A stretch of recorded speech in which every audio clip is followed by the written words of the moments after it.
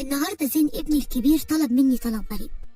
هو طلب طبيعي لأي شاب في سنه، متخرج والحمد لله بيشتغل في شركة مهمة. قال لي عايز اتجوز. بس الصدمة لما عرفت عايز اتجوز مين. معقول عايز اتجوز هدى؟ أول لما قال لي على اسمها قلبي بيتحرك من مكانه. نظرة الحب اللي في عينيه دي شفتها من 30 سنة. شفتها لما هشام جوزي وابو ولادي كان برضه بيحب هدى. أنا نادية، عندي 50 سنة، متجوزة من 25 سنة. 25 سنة شفت فيهم كتير، واللي اتعلمته كان أكتر بكتير. والنهاردة ده زين ابني. صح جوايا ذكريات قديمة كنت فاكراها منسية، بس مجرد ما لمس الجرح بدأ ينزف من تاني، ورجع بيا الزمن 25 سنة لورا، وتحديدا لبداية معرفتي بهشام جوزي. اتجوزت هشام بعد قصة حب طويلة، بس للأسف كانت من طرف واحد، تحديدا من طرفي أنا. حبيته من أول مرة شفته فيها، خطف قلبي وعقلي معاه. عملت المستحيل عشان أقدر أخليه يشوفني ويحس بيا، يحس بقلبي اللي كان مستني بس إشارة منه. حاولت ألفت انتباهه بكل الطرق، بلبسي، بشكلي، بمكياجي، بس ولا الهوى. ما كانش بيبص عليا نهائي، ما كانش أصلا حاسس بوجودي. وده طبعا خلاني أتعلق بيه وأحبه أكتر وأكتر. زي كل بنات حواء، دايما بنحب اللي مش شايفنا ونتمنى قربه. كنا مع بعض في نفس الشغل، يعني بشوفه وبيشوفني يوميا، وكل يوم حبي ليه بيزيد ووجعي بعدم إحساسه بيموتني. وعدت الأيام على كده، يوم ورا يوم وأسبوع ورا التاني، وفجأة ومن غير أي مقدمات هشام نطق بآخر حاجة كنت ممكن أتخيلها. لقيته داخل عليا مكتبي بيقولي تتجوزيني يا نادية؟ ما أقدرش أقول لكم إحساسي وقتها كان إيه. من كتر الفرحة ما صدقتوش، كنت فاكراه بيهزر أو متلخبط. ده عمره ما حسسني إنه معجب بيا، عمره ما قال لي كلمتين حتى على بعض. معقول عايز يتجوزني أنا؟ رديت عليه بسرعة قبل ما يغير رأيه، موافقة طبعا. وبالفعل اتخطبنا، وكنت أسعد بنت في العالم. وما كنتش سعيدة ليه؟ ما أنا خلاص أخدت اللي بحبه، بس هو ما كانش مبسوط، وده كان واضح عليه جدا. كنت حاسة مخبي حاجة، كان غامض ومريب قوي. ورغم إحساسي ده كملت معاه، كان استحالة أسيبه أو أبعد عنه. ما كنتش عايزة حاجة غير وجودي جنبه بس. وفي يوم واحنا بنختار عفش بيتنا، وبالتحديد أول لما وصلنا عند محل معين، لقيت هشام وقف مرة واحدة بره المحل وسرح. فضل ساكت كتير. قربت منه وقلت له في ايه يا هشام مالك؟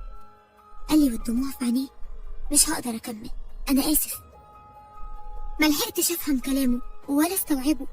هو قال الجملة دي واختفى من قدامي. مشي وسابني مذهولة من ردة فعله. معقول يا هشام ناوي تسيبني؟ ده انا اموت فيها.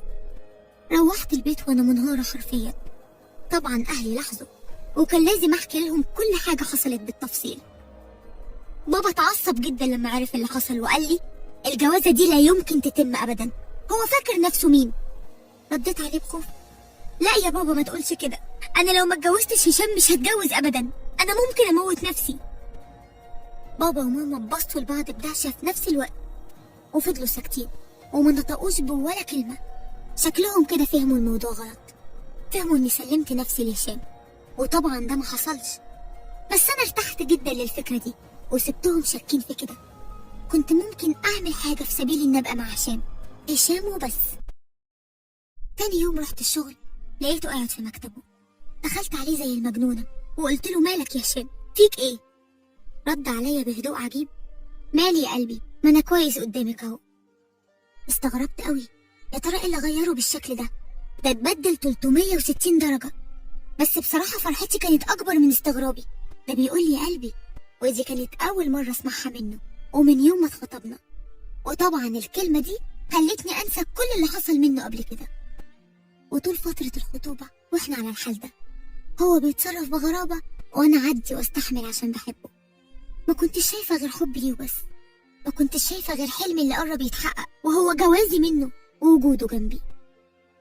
وقبل فرحنا بيوم حصلت حاجة غريبة، حاجة خوفتني منه قوي، حاجة خلتني لأول مرة اتردد في موضوع جوازي من هشام. اتفاجئت بمامة هشام جاية عندنا في وقت متأخر جدا، كانت بتعيط ومش قادرة تتكلم. أول لما شفتها كده اتخضيت، خفت يكون حصل لهشام حاجة. جريت عليها وقلت لها في ايه يا ماما؟ هشام كويس؟ حصل له حاجة؟ ردت عليا وهي بتعيط جامد، انا جاية اسألك عليه يا بنتي، ده ما ظهرش طول اليوم. حسيت بوجع في قلبي، انا كمان ما شفتوش طول اليوم ولا حتى اتصل بيا. قلت لها ازاي هيكون راح فين يعني؟ قالت لي بخوف واضح ربنا يستر ربنا يستر. قلقها على هشام كان مخيف، خوفها في حد ذاته كان مخوفني. يا ترى يا هشام انت فين؟ ويا ترى ايه اللي وراك؟ نزلنا كلنا ندور عليه، كل واحد فينا كان بيدور في اتجاه مختلف. انا وبابا لفينا على كل المستشفيات تقريبا، وللاسف ملوش اي اثر. رجعنا البيت بعد لف ساعات كتيرة، دورنا في كل مكان ممكن يكون فيه، وسألنا كل الناس اللي يعرفوه، بس برضه محدش منهم فادنا بحاجة. طبعا أعصابنا كانت متدمرة والتوتر كان مسيطر على كل واحد فينا. وفجأة تليفون البيت رن، قلبي وجعني من صوت الرنة. يا رب اجعله خير. رديت بلهفة ألو. لقيت حد بيقول لي أنسة نادية؟ قلت له أيوة، مين معايا؟ قالوا لي في واحد مغمى عليه ومش معاه أي إثبات شخصية، مفيش معاه غير ورقة مكتوب عليها اسم نادية والرقم ده، عشان كده اتصلنا بيكي. اتأكدت طبعا إنه أكيد هشام، أكيد هو. قلت له بسرعة انتوا فين بالظبط؟ قولي المكان وأنا هكون عندك في ثواني. قال لي إحنا في المنشية. اتصدمت من كلامه جدا وقلت له منشية؟ منشية إيه؟ قال لي اسكندرية يا فندم. دماغي لفت والدنيا دارت بيا. اسكندرية؟ يعني هشام ساب القاهرة كلها واغمى عليه في اسكندرية؟ طب راح ليه؟ ولمين؟ وليه ما قاليش اصلا انه مسافر؟ رغم استغرابي من الموضوع، بس خوفي وقلق عليه كانوا اقوى بكتير. كنت عايزة اطمن عليه بأي شكل، عشان كده جهزت نفسي وقررت ان اسافر له بأقصى سرعة. بابا لما شافني في الحالة دي قال لي يا بنتي يا علي واسمعي الكلام، دي اسكندرية مش اخر الشارع، يعني عقبال ما توصلي هيكون فاق ورجع، اكيد مش هيفضل مغمى عليه كل ده. رديت عليه بانهيار، مش هقدر اسيبه لوحده ابدا، لازم اروح واطمن عليه. ماما قالت لي بحزن مش معقول كده يا نادية، كفايه فضايح بقى، ده انت فرحك بكره، انا مش عارفه ايه الجوازه العجيبه دي. وقبل ما ارد عليها التليفون رن تاني. رديت بلهفه وخوف في نفس الوقت. الو. سمعت نبره صوت عارفاها وحافظاها، هي نبره صوت هشام.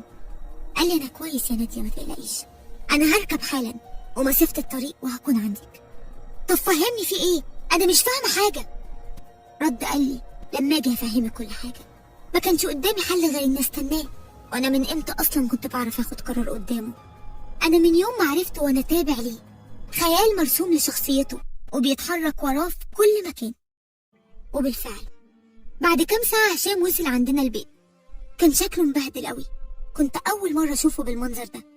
ما استحملتش وقلت له ايه ده يا هشام، انت عامل كده ليه؟ انت كويس؟ رد عليا بإرهاق وتعب.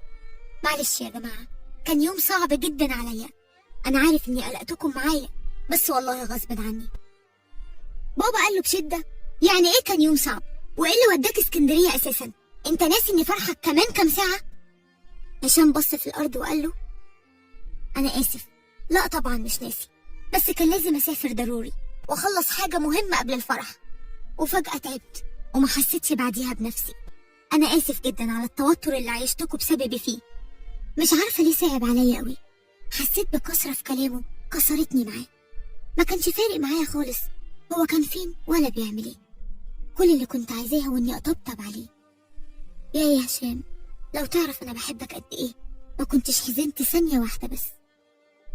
وعدى النهار وجه الليل، وكنت عروسة جميلة بمعنى الكلمة، مفيش حد شافني الا وانبهر بجمالي الا هو.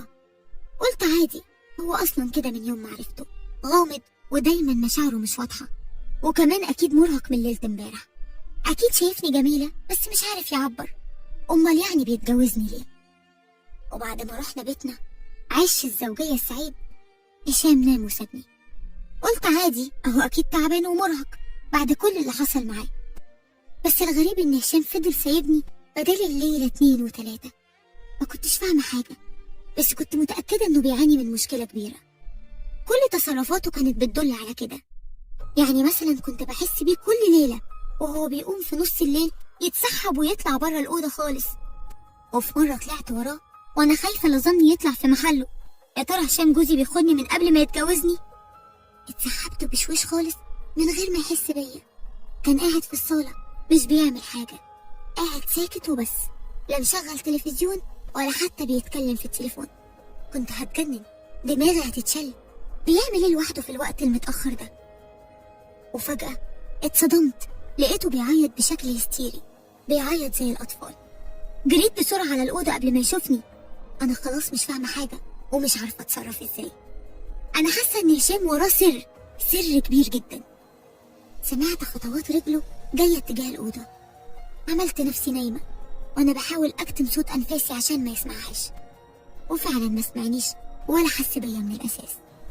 كان زي ما يكون في دنيا لوحده، تايه وشارد ومش حاسس لا بنفسه ولا باللي حواليه. وعدت أيام شهر العسل وأنا على الحال ده، الاسم عروسة بس بالفعل منحوسة. وهشام زي ما هو، مفيش تغيير. ما حكيتش لحد خالص على اللي أنا فيه، أصل هحكي أقول إيه؟ هو أنا أصلا فاهمة حاجة؟ وفي يوم مامة هشام كانت بتتغدى عندنا، وبعد الغدا هشام سابنا ونزل. وأول لما نزل بدأت مامته تقولي كلام غريب. قالت لي إيه الأخبار يا نادية؟ طمنيني، انتوا كويسين؟ كل حاجة تمام؟ قلت لها الحمد لله يا ماما بخير. كررت كلامها تاني وقالت يعني كل حاجة تمام؟ تمام ولا في مشكلة؟ استغربتها قوي، هي ليه بتقول كده؟ أكيد في حاجة هي عارفاها وأنا معرفهاش.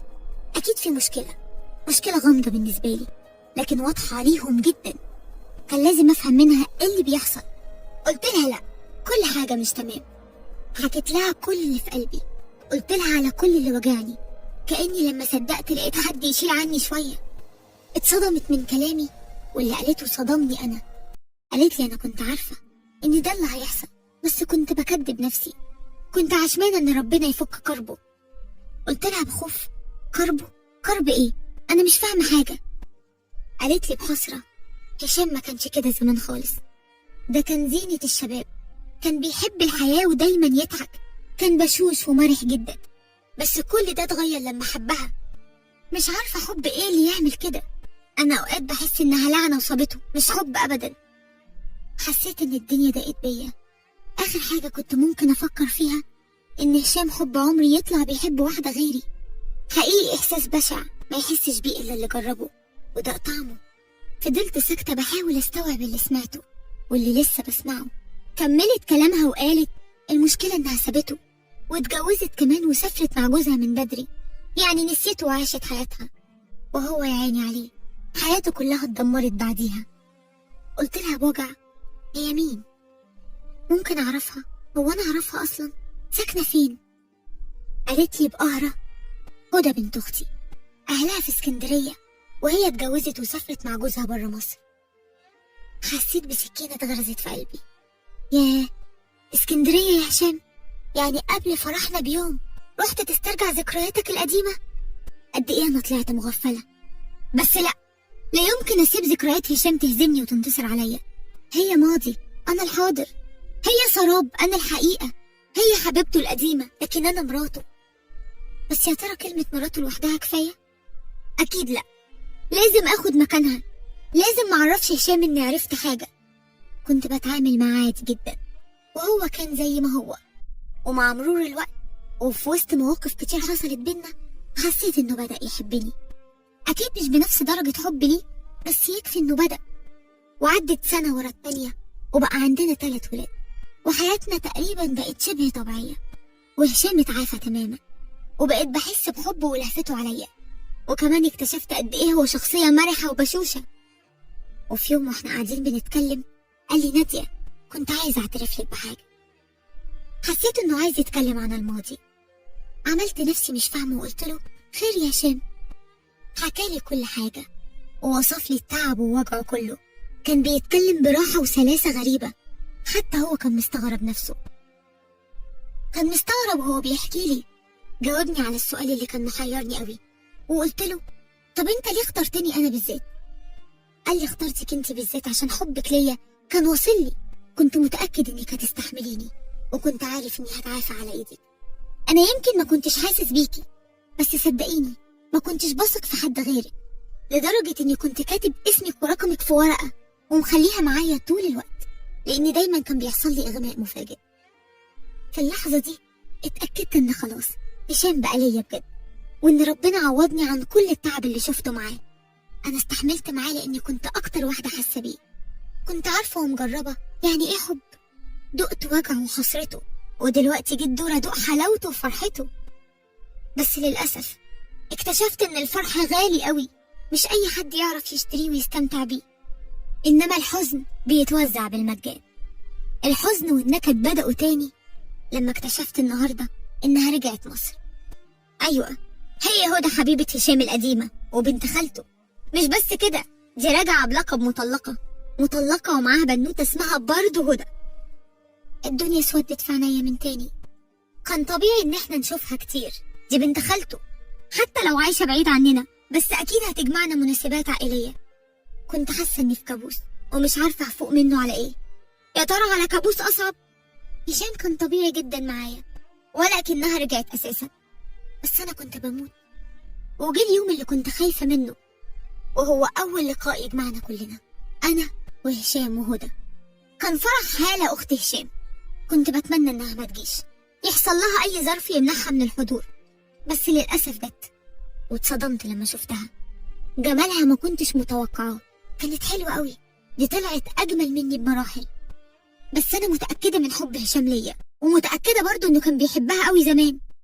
يا ترى ممكن يحن لها؟ مجرد التفكير بس وجعلي قلبي. أمال لو حقيقة هيحصل فيا إيه؟ طول الفرح وأنا مركزة عليهم هما الاتنين، نظراتهم، حركاتهم، همساتهم، بس ما كانش فيه أي حاجة مش طبيعية. كل واحد كان في حاله، وهو كان مهتم بيا جدا. خلص الفرح وكل واحد روح بيته، بس هشام كان مبسوط قوي الليلة دي، ودي أكتر حاجة كانت قلقاني. وبعدها بدأت ألاحظ أفعال كتير غريبة، زي تأخيره المستمر والآثار والحجج اللي زادت بطريقة مستفزة. ما كنتش عارفة أتحكم في أعصابي، بقيت عصبية جدا. وطبعا هو لاحظ وبدأ يتضايق ويتعصب هو كمان، وبدأنا نبعد عن بعض حبة حبة. ورغم البعد اللي بينا منساش عيد ميلادي، وجاب لي هدية جميلة قوي، ساعة فضة في منتهى الشياكة. فرحت جدا بيها، وقلت له كنت خايفة تنسى عيد ميلادي. قال لي بحزن ازاي بس يا حبيبتي، انا ما اقدرش انسى اي حاجة تخصك. قلت له يعني انت مبسوط معايا؟ عمرك ما خنتني يا هشام. اتعصب وقال لي بحزن بطلي بقى افكارك السلبية دي، طريقتك دي بتدمر حياتنا، انا مش عارف ايه اللي غيرك كده. حسيت ان عنده حق، احنا فعلا حياتنا بتتدمر، لازم احافظ على بيتي وولادي اكتر من كده. قررت من اللحظة دي ان انا انسى هدى، من اللحظة دي هعتبرها ما ظهرتش اصلا في حياتنا، حتى لو شفتها صدفة هتجاهلها. وتاني يوم وانا بنظم البيت لقيت العلبة بتاعت الساعة موجودة على مكتب هشام. فتحتها بحب، بس اتصدمت لما لقيت في الفاتورة انه مشتري ساعتين مش ساعة واحدة. يا ترى الساعة التانية جايبها لمين يا هشام؟ دمي اتحرق وأعصابي اتدمرت. استنيته على نار، وأول لما جه سألته بعصبية انت جايب الساعة التانية لمين يا هشام؟ رد عليا بهدوء وقال لي دي الهالة أختي، انت ناسية ان عيد ميلادها قبلك بيوم؟ هديت شوية، فعلا هالة عيد ميلادها قبل بيوم. قفلت معاه الموضوع وقررت اني فعلا لازم اتغير وابطل الغيرة اللي ملهاش لازمة دي. انا خلاص بجد هتغير، وزي ما يكون ربنا كان سامعني وعايز يختبرني، كان عايز يشوف هقدر فعلا ولا ده كلام وخلاص. اتعزمنا كلنا عند خال هشام، وطبعا ما كانش ينفع نعتذر، دي عزومة كل سنة ومتعودين عليها، بس السنة دي كانت مختلفة لأن كان فيها ناس زيادة علينا وهي هدى.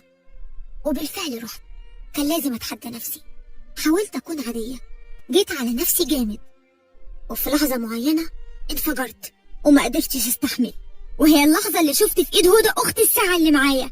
يعني هشام كان بيضحك عليا ومفهمني إن جايبها لأخته وهو جايبها للهانم حبه القديم. ما قدرتش أمسك نفسي، قلت لها بعلو صوتي قدامهم كلهم انت عايزة ايه من جوزي؟ بتلف عليه ليه؟ اوعي تفتكري انه ممكن يتجوزك، لا ده بعينك. الكل اتصدم من كلامي، واولهم هشام كان واقف مذهول ومش عارف ينطق، وكلهم كانوا مذهولين، حتى بنتها الصغيرة هدى كانت مصدومة مرعوبة. بصت حواليها وبعد كده بصت لي وقالت لي ايه اللي انت بتقوليه ده؟ انت مجنونة؟ رديت عليها بعصبية انا بقول الحقيقة، انت حنيتي لحبك القديم وجاية تخربي بيتي زي ما بيتك اتخرب، واكبر دليل على كلامي الساعة اللي في ايدك دي هشام جايب منها 2، انا معايا واحدة وطبعا انت خدتي التانية. هدى بصت على الساعة اللي في ايدي وبعد كده بصت لهالة والدموع مالية عينيها. هالة ما استحملتش وقالت لي حرام عليك يا نادية، ساعة ايه وبتاع ايه؟ الساعة دي جايبها لي هشام في عيد ميلادي، وهدى شافتني لابساها وعجبتها وانا صممت انها تاخدها، وهي اصلا ما تعرفش مين اللي جايبها لي. هشام زعق لي جامد قدامهم وشدني من ايدي جامد عشان نمشي، بس انا كنت في حالة غريبة، حالة مش طبيعية نهائي. سبت ايدي منه وفضلت اصرخ واقول انا هفضحك في كل مكان يا خطفت الرجالة. وفجأة لقينا حد بيقع على الارض بكل قوته، كانت مامة هدى، اغمى عليها ووقعت على الارض. الكل جري ناحيتها وفي خلال لحظات كنا في المستشفى، بس للأسف اكتشفنا انها جالها جلطة. كل العيون كانت عليا، نظرات اتهام من كل اللي حواليا. كنت خايفة قوي، حسيت بحجم المصيبة اللي اتسببت فيها. وهدى قربت مني وقالت لي بتحذير لو امي حصل لها حاجة مش هيكفيني عمرك. مشيت جري من المستشفى، وجودي اصلا ما كانش مقبول.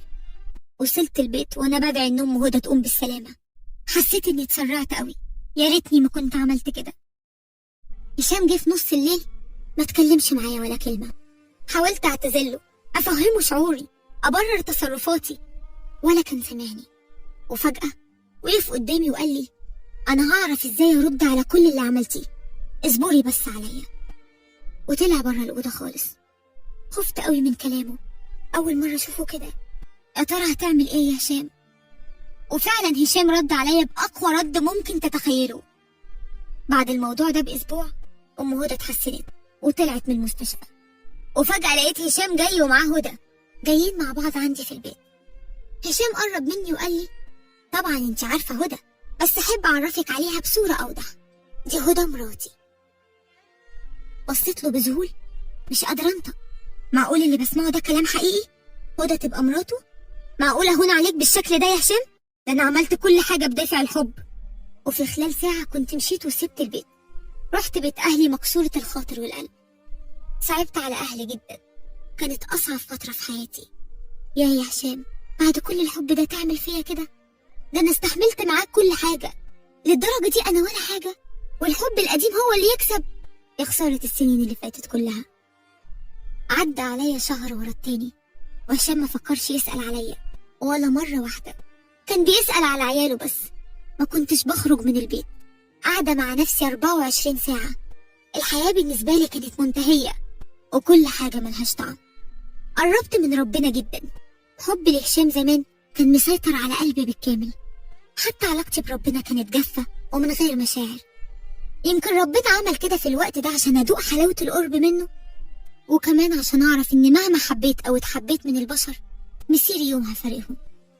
اكتشفت إن مفيش علاقة حب سوية غير علاقتنا بربنا. اكتشفت إن ربنا بيحبنا مهما عملنا وبيسامحنا مهما غلطنا، وهو بس اللي قادر يبدل القلوب زي ما حصل معايا بعد كده. في يوم ماما قالت لي إن في ضيفة عايزاني. اتفاجئت لما لقيتها هدى. أول لما شفتها صرخت فيها وقلت لها انت عايزة ايه تاني مني؟ مش كفاية اللي عملتيه؟ سكتت شوية وبعدها قالت لي بهدوء أنا محتاجة أتكلم معاكي شوية. كنت مستغربة بردها العجيب. قالت لي بهدوء أولا انت ظلمتيني، أنا وهشام مفيش بينا أي علاقة، حتى دلوقتي احنا متجوزين بس على الورق بس. حسيت إنها بتضحك عليا. قلت لها وأنا بعيط حرام عليكي، انت جاية تكملي عليا؟ قالت لي بحزن والله أنا صادقة في كل كلمة قلتها لك. أنا علاقتي بهشام اتقطعت من زمان قوي، ولما رجعت من السفر ما حاولتش أكلمه أبدا، وللأمانة هو كمان ما حاولش. أنا فعلا خدتها من هالة ومعرفش مين اللي جابها لها، بس بعد الظلم اللي انتي ظلمتهولي قررت أضايقك بأي شكل. عشان كده لما هشام طلب إيدي من أمي في المستشفى وافقت، مع إني عارفة إنه بيعمل كده عشان يضايقك، وكنت ناوية أعيش معاه كزوجة طبيعية. بس للأسف مفيش بينا أي روح، حتى ذكرياتنا تاهت في وسط الحياة ومعرفناش نرجعها تاني. احنا بقالنا شهور عايشين كإخوات، بس هشام متدمر قوي من غيرك، عشان كده جيتلك. الحقيقة قبل ما تبقي انتي كمان مجرد ذكريات تايهة وسط الزحمة. كلام هدى رد فيا الروح. طبعا صدقتها، اصلا انا اكتر واحدة اعرف هشام، يا يحب يا يكره، يا ابيض يا اسود، مفيش رمادي، وهو طبعه كده. بصيت لها بحزن وقلت لها طب انت ليه جايه تقولي لي الكلام ده بعد كل اللي عملته معاكي؟